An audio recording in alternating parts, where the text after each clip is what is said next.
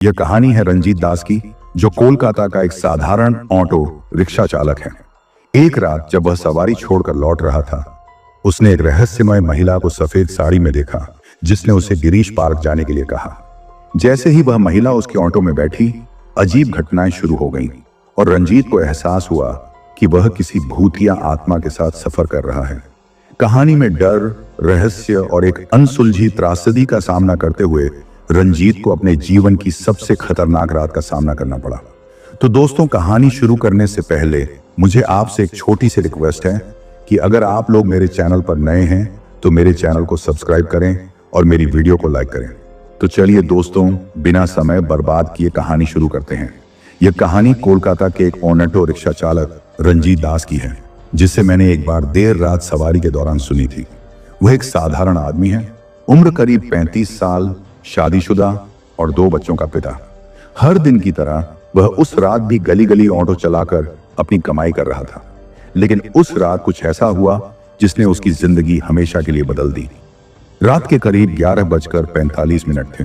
कोलकाता के बेहाला इलाके की सड़कों पर अजीब सा सन्नाटा था। रंजीत एक सवारी छोड़कर लौट रहा था। सर्दियों की रात थी और हल्की हल्की धुंध ने चारों ओर का माहौल और गहरा बना दिया था। वह सोच रहा था कि अब घर लौट जाऊं या कोई और सवारी मिल जाए। तभी उसने देखा कि एक महिला, जिसकी उम्र करीब 25 से 30 साल होगी, सफेद साड़ी पहने सड़क के किनारे खड़ी थी। वह महिला हाथ उठाकर इशारा कर रही थी कि उसे लिफ्ट चाहिए। रंजीत ने सोचा, रात काफी हो गई है, इस वक्त इसे छोड़ना सही रहेगा। उसने अपना ऑटो रोक दिया और पूछा, कहां जाना है दीदी? महिला ने धीमी आवाज में कहा, गिरीश पार्क। गिरीश पार्क का नाम सुनते ही रंजीत थोड़ा चौंक गया। उस इलाके के बारे में उसने कई बार सुना था कि रात में वहां अजीब घटनाएं होती हैं, लेकिन उसने ज्यादा ध्यान नहीं दिया और महिला को बैठा लिया। जैसे ही ऑटो चलने लगा, रंजीत को अजीब सा महसूस हुआ। सड़क पर बिल्कुल सन्नाटा था और पीछे बैठी महिला एकदम शांत। वह बार बार रियर व्यू मिरर में उसकी ओर देख रहा था, लेकिन हर बार उसे लगता जैसे महिला का चेहरा हल्का सा धुंधला दिख रहा है। रंजीत ने खुद को समझाया, शायद थकान की वजह से ऐसा लग रहा है। लेकिन कुछ मिनट बाद ही महिला ने अचानक कहा, इस रास्ते से मत जाओ, दूसरा रास्ता लो। रंजीत ने हैरानी से पूछा, क्यों दीदी, ये तो शॉर्टकट है। महिला ने कोई जवाब नहीं दिया, बस सामने देखती रही। रंजीत ने जैसे ही दूसरा रास्ता लिया, उसे महसूस हुआ कि चारों ओर का माहौल और भारी हो गया है। रास्ते के दोनों ओर बड़े बड़े पेड़ थे और ठंडी हवा से उनकी पत्तियां सरसराने लगीं। तभी पीछे से महिला ने कहा, तुम्हें डर तो नहीं लग रहा रंजीत?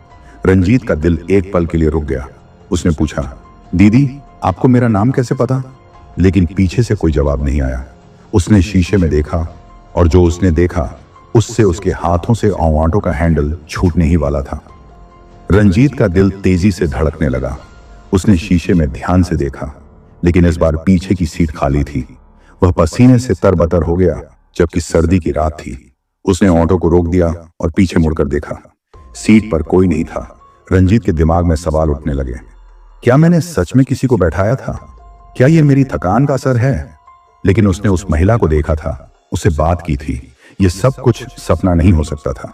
रात के करीब 12:10 चुके थे। उसने तय किया कि अब वो सीधे घर जाएगा। उसने ऑटो को स्टार्ट किया और बेहाला की ओर बढ़ने लगा, पर रास्ते में उसे फिर वही आवाज सुनाई दी, रंजीत रुको। इस बार आवाज बिल्कुल उसके पीछे से आई थी। उसने घबराकर ब्रेक लगाया और पूरी ताकत जुटाकर पीछे मुड़कर देखा।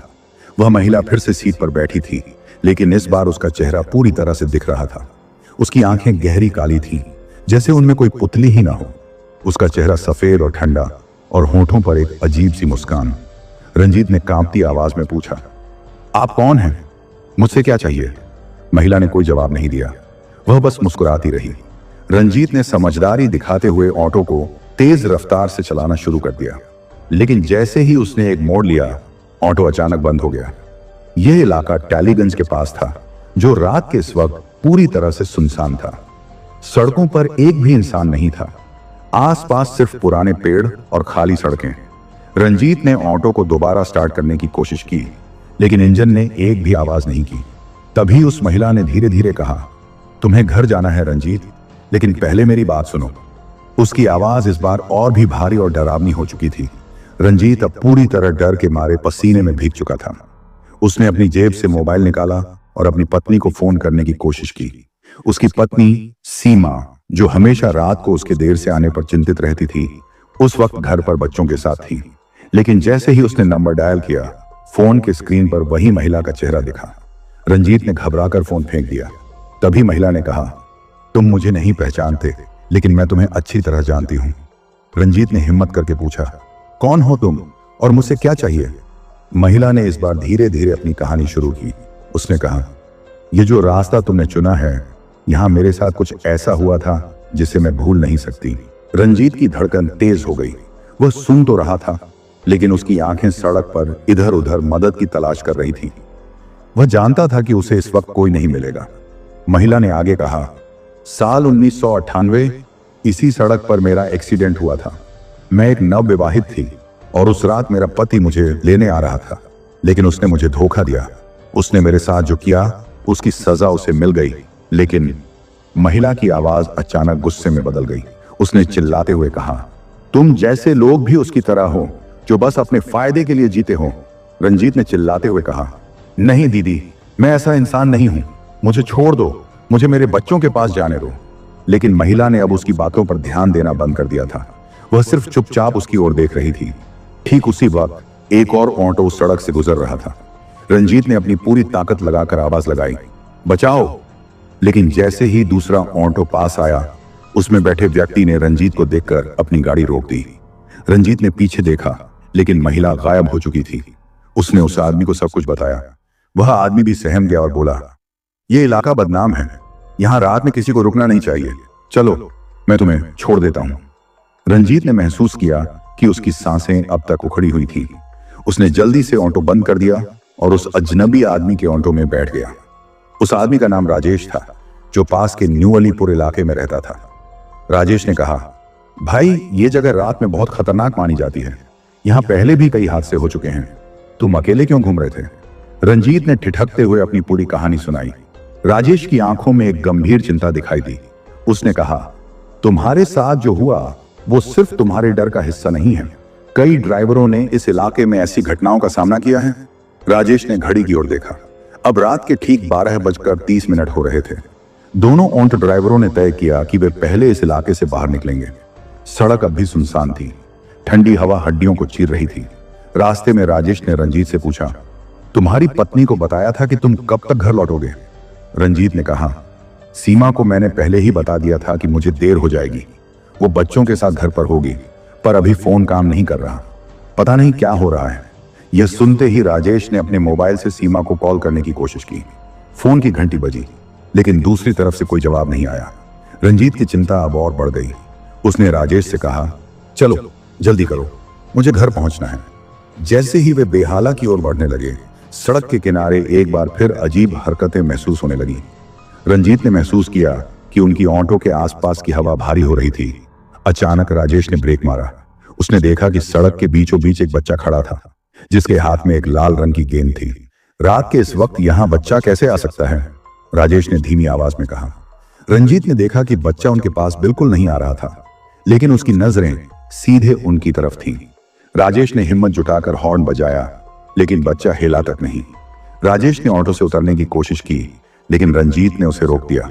उसने कहा, राजेश मत उतरो, ये सब अजीब हो रहा है, हम पीछे की तरफ से चलते हैं। लेकिन तभी वह बच्चा अचानक गायब हो गया। राजेश और रंजीत दोनों एक दूसरे की ओर देखने लगे। यह कोई सामान्य घटना नहीं थी। राजेश ने ऑटो को तेज कर दिया। अब समय रात के 1 बजाने वाला था। रंजीत को अपनी पत्नी और बच्चों की चिंता खाई जा रही थी। उसने कहा, मुझे बस अपने घर पहुंचना है, पता नहीं क्यों ऐसा लग रहा है कि कुछ गलत होने वाला है। राजेश ने रंजीत को समझाते हुए कहा, तुम्हें हिम्मत रखनी होगी, डरने से कुछ नहीं होगा, बस हम जल्दी से जल्दी तुम्हें घर पहुंचाते हैं। लेकिन जैसे ही वे टालीगंज की मुख्य सड़क पर पहुंचे, रंजीत को अचानक अपने ऑटो की पिछली सीट पर वही महिला बैठी दिखाई दी। इस बार उसका चेहरा और भी ज्यादा डरावना था। उसकी आंखों से खून जैसा तरल बह रहा था। वह रंजीत की ओर देख रही थी और हल्की आवाज में बोली, तुम्हारे घर जाने का वक्त खत्म हो चुका है रंजीत। रंजीत का दिमाग पूरी तरह सुन्न हो गया। उसने घबराकर राजेश की ओर देखा, लेकिन राजेश को उस महिला का कोई आभास ही नहीं हुआ। वह सामान्य ढंग से ऑटो चला रहा था, जैसे सब कुछ ठीक हो। रंजीत ने कांपती आवाज में कहा, राजेश पीछे देखो, वो फिर से आ गई है। राजेश ने चौंक कर रियर व्यू मिरर में देखा, लेकिन उसे कुछ भी नहीं दिखा। उसने कहा, तुम्हारा दिमाग खेल कर रहा है भाई, यहां कोई नहीं है, बस शांत रहो। लेकिन रंजीत जानता था कि वह महिला अब भी वहां थी। उसने रंजीत की आंखों में देखते हुए धीमी भयावह आवाज में कहा, तुम मुझसे भाग नहीं सकते, तुम्हारे पास अब कोई रास्ता नहीं है। रंजीत की सांसें घुटने लगी। उसने झटके से अपना सिर घुमाया और चिल्लाया, तुम कौन हो, मुझे क्यों परेशान कर रही हो? पर राजेश ने हैरान होकर पूछा, तुम किससे बात कर रहे हो? यहां सिर्फ हम दोनों हैं। सड़क अब और भी सुनसान हो गई थी। चारों तरफ केवल पेड़ों की परछाइयां और रात की गहरी खामोशी थी। घड़ी रात के 1:20 पर थी। रंजीत की हालत बिगड़ने लगी। उसने राजेश से कहा, ऑटो रोको, मुझे सांस लेने दो, मैं इसे और नहीं सह सकता। राजेश ने ऑटो रोका और दोनों सड़क किनारे खड़े हो गए। सड़क के बगल में एक पुराना चाय का खोखा था जो बंद पड़ा था। वहां से हल्की सरसराहट की आवाज आ रही थी, जैसे कोई झाड़ियों के पीछे छिपा हो। तभी राजेश ने रंजीत के कंधे पर हाथ रखते हुए कहा, तुम्हें किसी डॉक्टर को दिखाना होगा, शायद ये सब तुम्हारी थकान का नतीजा है। मैं तुम्हें अकेले नहीं छोड़ सकता, चलो मेरे साथ मेरे घर चलते हैं। लेकिन रंजीत ने महसूस किया कि वह अब खुद पर काबू खो रहा था। उसने धीमी आवाज में कहा, राजेश मेरे परिवार को कुछ हो ना जाए, मुझे सीमा और बच्चों की चिंता हो रही है। राजेश ने उसे ढांढस बंधाते हुए कहा, कुछ नहीं होगा, हम तुम्हें घर छोड़ देंगे, पहले थोड़ा पानी पी लो और खुद को संभालो। जैसे ही रंजीत पानी की बोतल निकालने के लिए झुका, उसने झाड़ियों की ओर से एक अजीब सी फुसफुसाहट सुनी। यह आवाज बेहद अस्पष्ट और डरावनी थी। उसने ध्यान से सुना और वह आवाज साफ हो गई, रंजीत, तुम्हारा घर अब तुम्हारे लिए सुरक्षित नहीं है। रंजीत का शरीर कांप उठा। उसने राजेश की ओर देखा और कहा, क्या तुमने सुना? कोई मुझे बुला रहा है। राजेश ने चारों ओर देखा, लेकिन उसे कुछ भी संदिग्ध नहीं लगा। उसने रंजीत को समझाने की कोशिश की, तुम्हारे दिमाग में डर बैठ गया है, चलो यहां से चलते हैं। दोनों ने ऑटो में बैठने का फैसला किया, लेकिन जैसे ही राजेश ने इंजन स्टार्ट किया, ऑटो ने अजीब सी आवाजें करनी शुरू कर दी। ऐसा लग रहा था जैसे इंजन किसी भारी चीज का बोझ उठा रहा हो। रंजीत ने पीछे देखा और उसका दिल धड़कना बंद कर दिया। वही महिला फिर से सीट पर थी, लेकिन इस बार उसकी आंखें गहरे लाल रंग की थीं। उसने घूरते हुए कहा, तुम घर नहीं जा सकते, मैं तुम्हारे साथ हूं, हमेशा के लिए। रंजीत चिल्लाने लगा। राजेश ने तुरंत ऑटो रोक दिया और रंजीत को बाहर खींच लिया। पर जब उसने पीछे देखा तो सीट खाली थी। राजेश ने अब भी उसे समझाते हुए कहा, चलो मुझे तुम्हें किसी सुरक्षित जगह ले जाना होगा, शायद तुम्हें किसी पुजारी या डॉक्टर से बात करनी पड़े।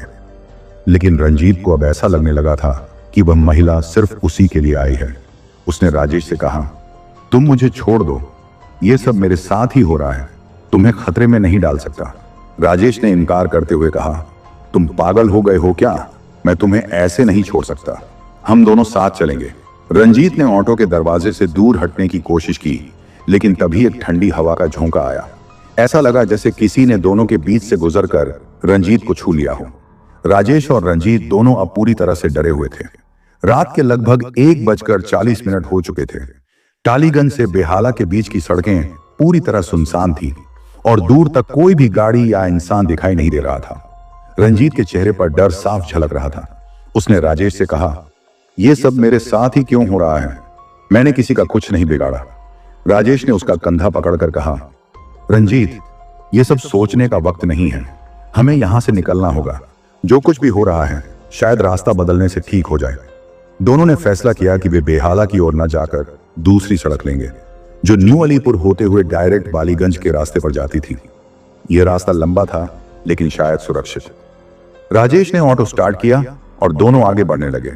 लेकिन जैसे ही वे कुछ किलोमीटर चले, ऑटो का हेडलाइट अचानक झपकने लगा। चारों तरफ अंधेरा इतना घना हो गया था कि सड़क मुश्किल से दिख रही थी। भाई, ये क्या हो रहा है? राजेश ने घबराकर पूछा। रंजीत चुप था, लेकिन उसकी नजरें बार बार पीछे की सीट पर जा रही थीं। रंजीत ने धीरे से कहा, वो फिर से आई है, इस बार शायद वो जाने नहीं देगी। राजेश ने झल्लाकर कहा, तुम पीछे देखना बंद करो, ये सब सिर्फ तुम्हारा वहम है। लेकिन जैसे ही उसने ये कहा, ऑटो अचानक रुक गया।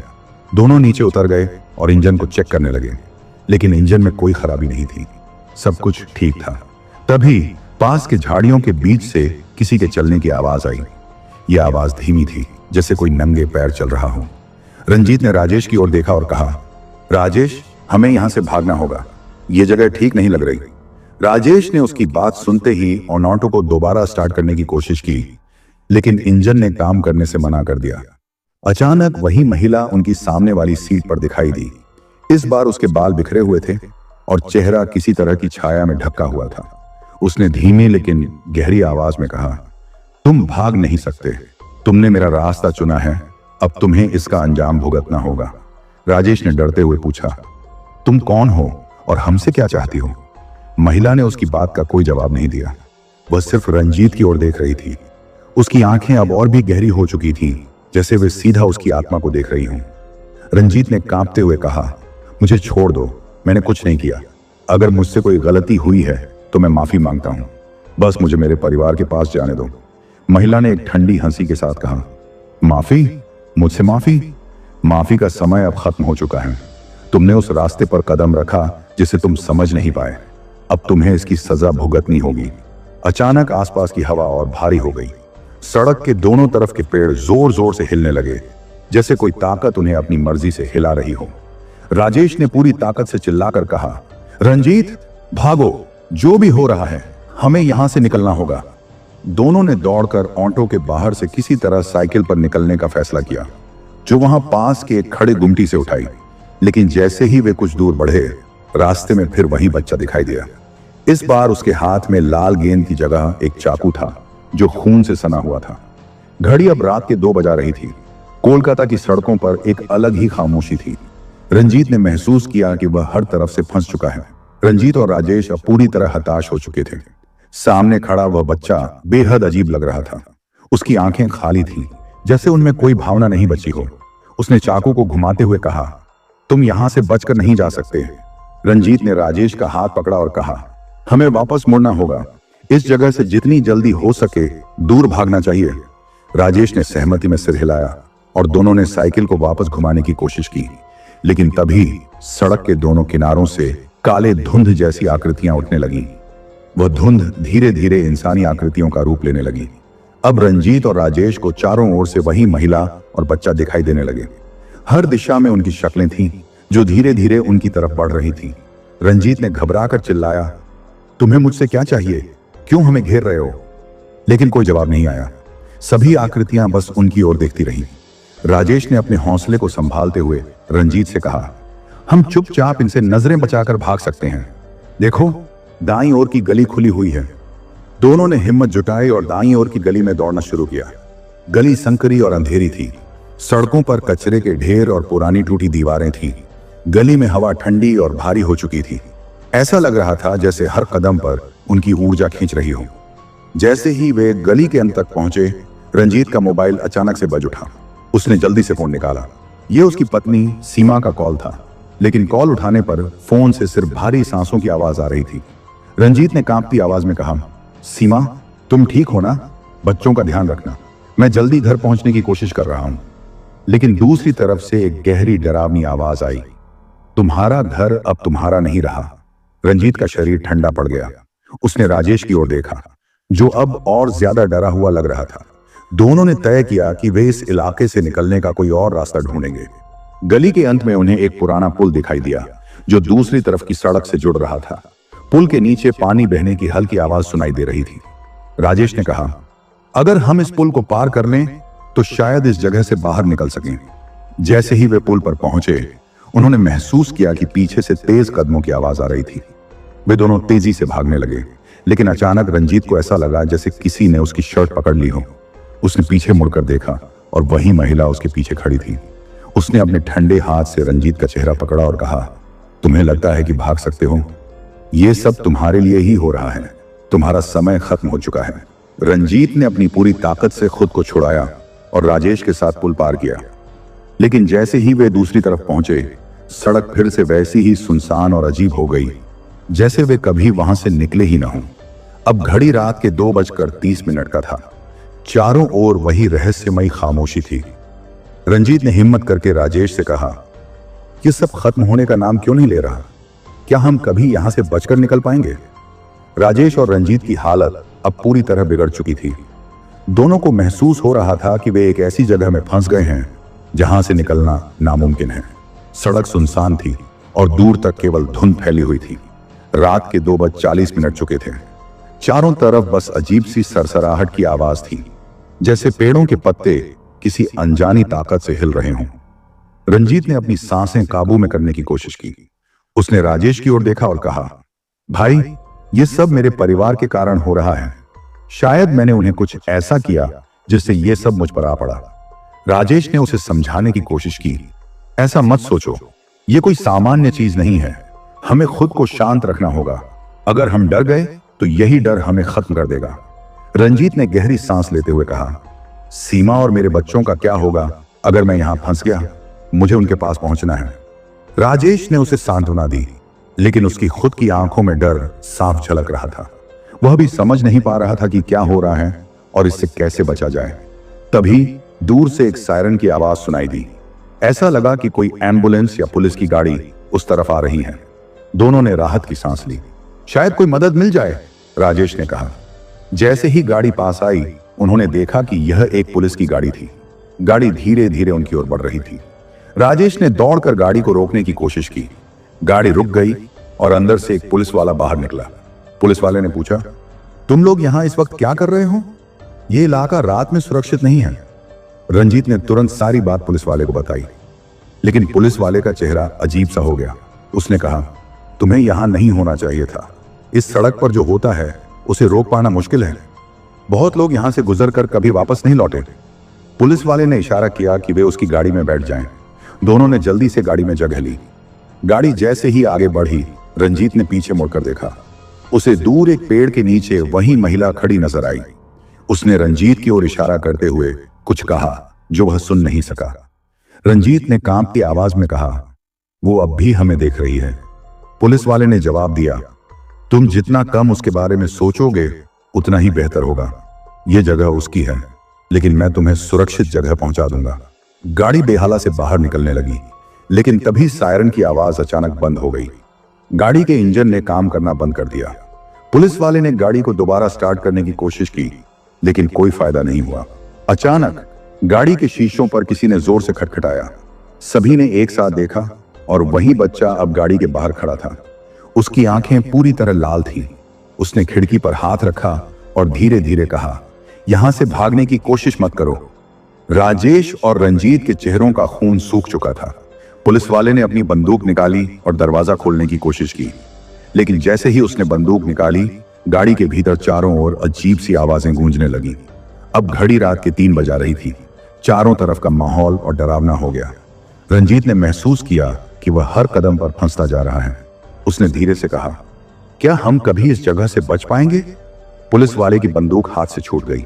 चारों तरफ गाड़ी में आवाजें गूंजने लगी, मानो कोई अदृश्य ताकत उन पर हावी हो रही हो। राजेश और रंजीत दोनों ने घबराकर पुलिस वाले की ओर देखा, जो खुद अब डर से कांप रहा था। यह क्या हो रहा है? पुलिस वाले ने फुसफुसाते हुए कहा। गाड़ी के बाहर वही बच्चा लाल आंखों से उन्हें देख रहा था। उसकी मुस्कान इस बार और भी भयावह थी। उसने खिड़की पर हाथ रखकर फिर से धीरे धीरे कहा, तुम सबने मुझे नहीं समझा। रंजीत की हिम्मत टूट चुकी थी। उसने कांपते हुए पूछा, तुम हमसे क्या चाहते हो? हमें जाने दो। लेकिन बच्चा कोई जवाब दिए बिना गाड़ी के पीछे गायब हो गया। पुलिस वाले ने तुरंत गाड़ी स्टार्ट करने की कोशिश की और इस बार इंजन चालू हो गया।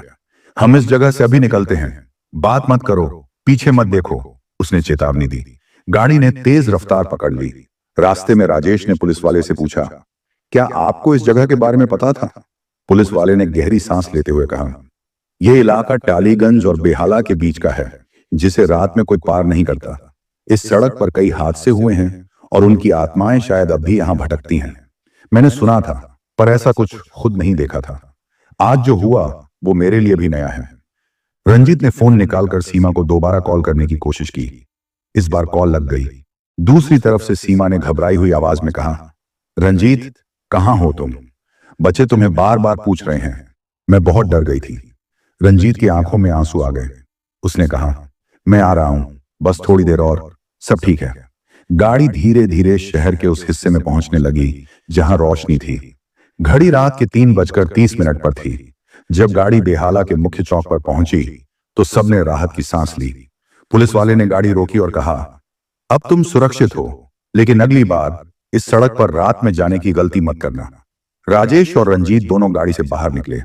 रंजीत ने पुलिस वाले को धन्यवाद दिया और कहा, आप न होते तो शायद आज हम दोनों नहीं बच पाते।